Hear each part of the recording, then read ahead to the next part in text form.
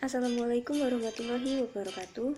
Saya Bulan Suci Astuti dari kelas Perbankan Syariah 6D Profesional NIM 185231191. Di sini saya akan mereview jurnal dari International Journal of Islamic and Middle Eastern Finance and Management dengan jurnal yang berjudul The Impact of Sharia and Corporate Governance on Islamic Bank Performance Evidence from Asia dengan penulis Imran Khan dan Syeda Natasha Zahid dari Department of Management Science, Comsat Institute of Information Technology, Abu Dhabi, Pakistan.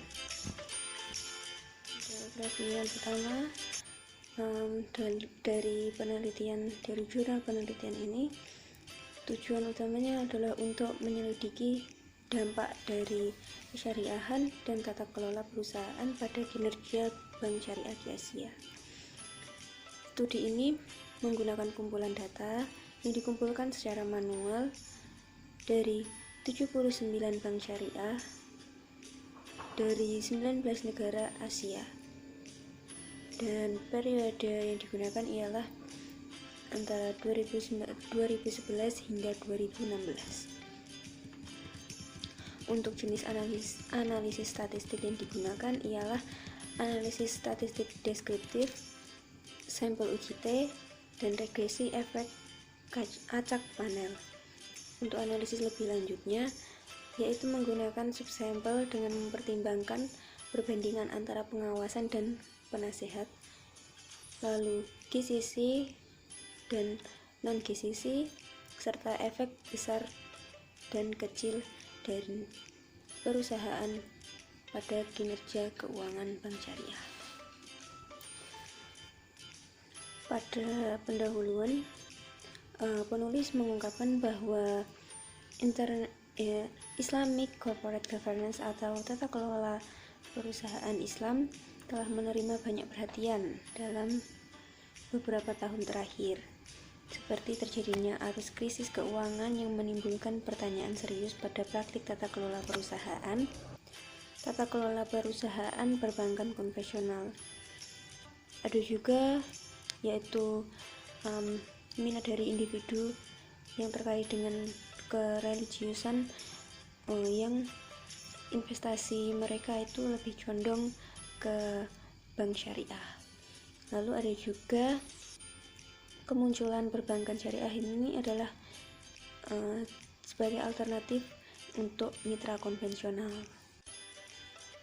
Penulis juga mengungkapkan menjelaskan tentang Syariah Board atau Dewan Syariah, yang penulis itu mengungkapkannya dengan menyingkat sebagai SB.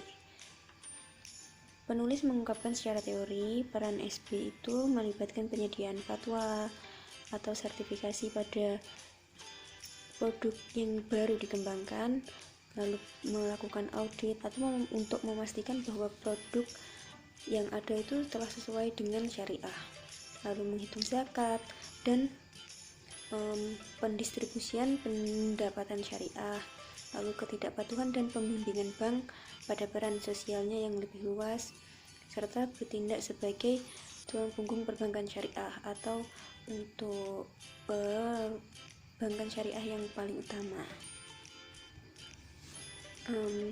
Pada bab pertama juga penulis mengungkapkan untuk menemukan efek akumulatif item terkait dengan tata kelola perusahaan pada korporat kinerja keuangan, maka penulis membangun CGI komposit yang berdasarkan dari 12 karakteristik ruang dewan dengan menggunakan data 52 bank syariah dan 104 bank konvensional.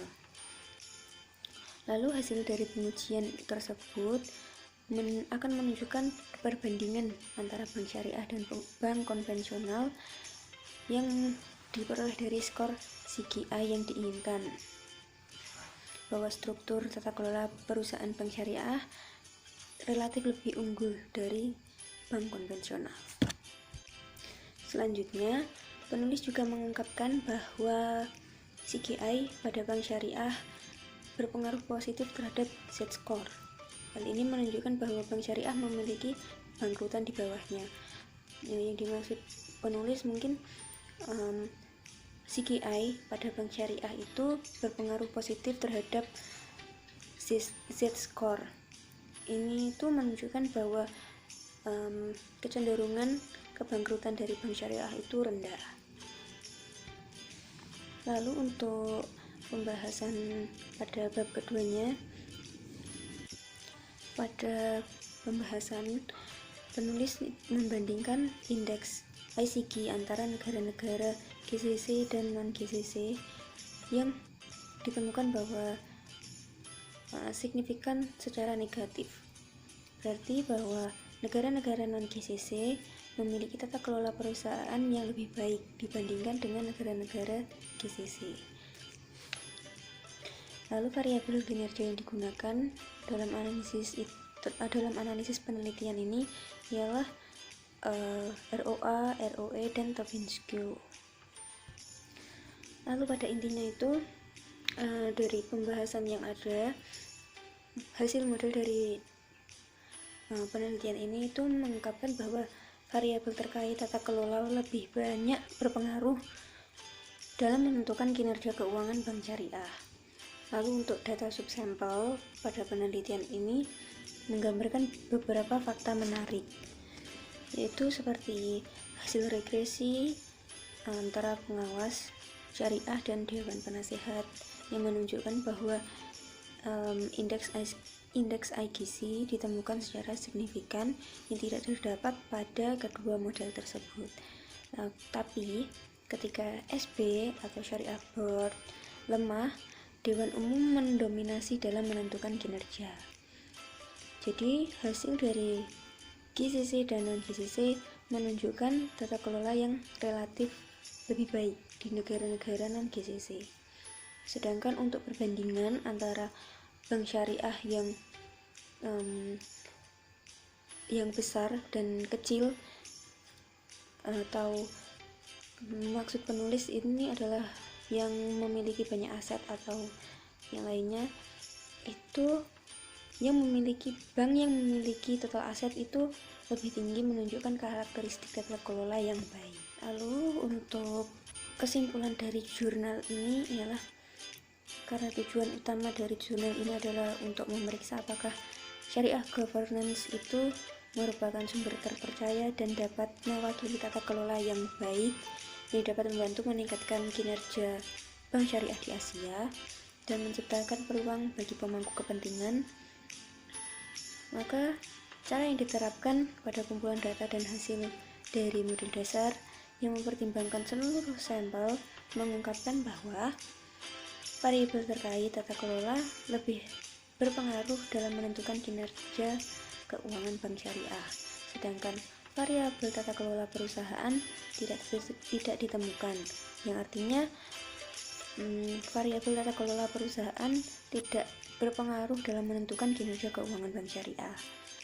Lalu untuk menjadikan lebih efektif, ini ternyata penulis mengungkapkan bahwa caranya adalah dapat didorong dengan hasil dari penelitian yang menunjukkan kinerja bank syariah tersebut terkait dengan faktor tata kelola syariah itu adalah determinan yang signifikan. Jadi menurut saya untuk kelebihan dari jurnal ini adalah dapat memperkaya pemahaman tentang tata kelola perusahaan secara syariah, lalu tata kelola perusahaan yang pada umumnya, dan bagaimana kinerja keuangan bank syariah di Asia.